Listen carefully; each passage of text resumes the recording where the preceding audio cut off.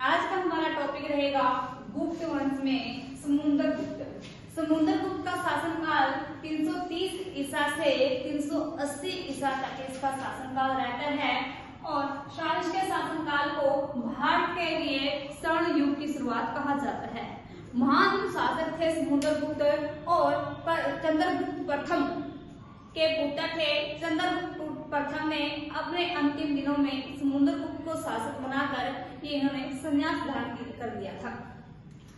बात करें इसकी उपाधियों की, तो इसने बहुत सारी उपाधियां ग्रहण की, जैसे कविराज।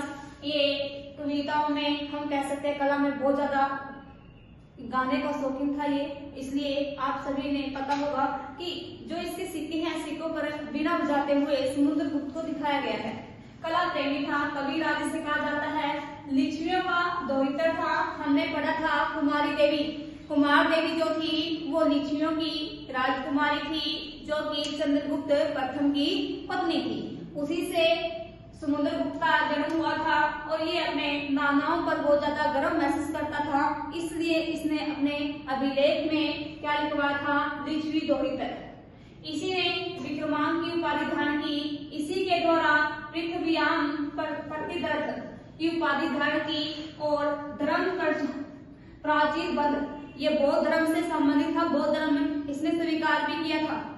उसके बाद है सर्व राजोच्छेदा धरणी बंध, यानी कि पृथ्वी को बांधने वाला,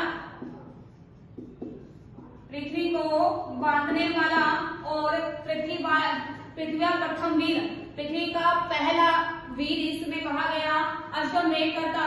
अश्वमेध कहते हैं कि इसने अश्वमेध करवाया था, जो कि प्रवृत्ति के लेख से पूना का जो ताम्रपत्र अभिलेख था उसमें हमें मिलता है कि जो अश्वमेध करता उसके अंदर लिखा हुआ है, लेकिन उसके अंदर अश्वमेध यज्ञ का वर्णन नहीं है।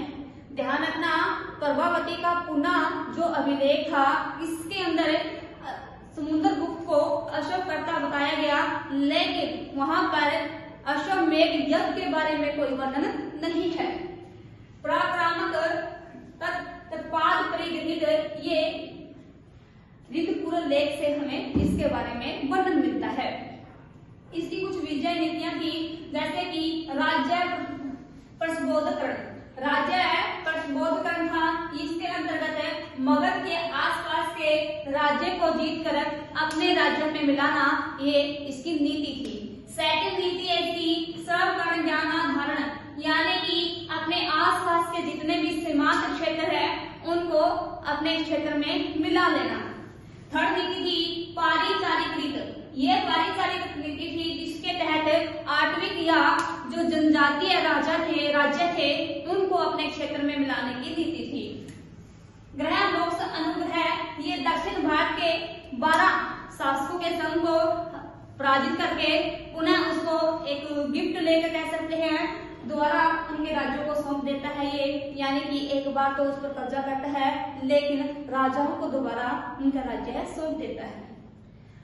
नेक्स्ट है कन्योपायन। ये विदेशियों के साथ इन्होंने नीति अपनाई थी, यानी कि विदेशियों को पराजित करके उनकी कन्याओं के साथ विवाह समुद्रगुप्त के द्वारा किए गए थे।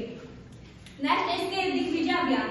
पहली बात तो जो इसके दिग्विजय अभियान थे उसका मुख्य उद्देश्य था धरणी बंधन करना। धरणी बंधन का मतलब होता है कि पृथ्वी को एक सूत्र में बांध देना, यानी धरणी बंधन यानी इसके तहत इसके लिए इसने हिंसा तथा विजय की नीति अपनाई।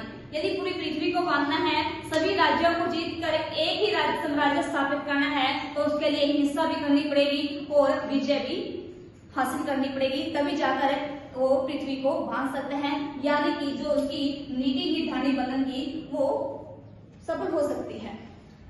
इसने आर्यवर्तों तथा दक्षिणवर्तों के 12 शासकों के समूह को पराजित किया, इसलिए इसे विशेष समित जो एक इतिहासकार हैं, विशेष समित इतिहासकार हैं, इसने अपनी पुस्तक इसकी early history of the India, इसमें बताया गया कि समुद्रगुप्त को भारत का नेपोलियन कहा गया और नेपोलियन फ्रांस का शासक था और उसने भी कभी भारत में जीवन काल में कोई युद्ध नहीं हारा, इसलिए समुद्रगुप्त को भी भारत का नेपोलियन कहा गया।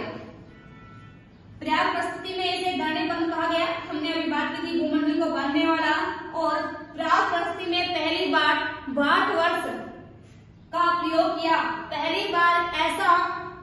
लेख था जिसमें भारतवर्ष का वर्णन मिलता है हमें, वो मिलता है प्रयागप्रस्ती में। और पृथ्वी पर निवास करने वाला देवता समुद्रगुप्त को प्रयागप्रस्ती में कहा गया। और बात करें प्रयागप्रस्ती की, ये मूल रूप से अशोक का लेख था और ये कौशाम्बी में लिखवाया गया था, या कह सकते खुदवाया गया था कौशाम्बी में अशोक के द्वारा। उसके बाद इसका प्रयोग समुद्रगुप्त ने किया। समुद्रगुप्त के बाद अकबर के द्वारा इसे इलाहाबाद लाया गया और उसके बाद अकबर के बाद बिरबल ने इसका प्रयोग किया और बिरबल के बाद जहांगीर ने भी इसका प्रयोग किया था। इसके तहत इसकी दिग्विजय अभियान के तहत पहला अभियान है इसका आर्यभट्ट का प्रथम युद्ध। आर्यभट्टों का प्रथम युद्ध में इसने दिग्विजय नीति के तहत उत्तर भारत का एक छोटा सा युद्ध किया जिसमें इन्होंने 3 शक्तियों को हराया था।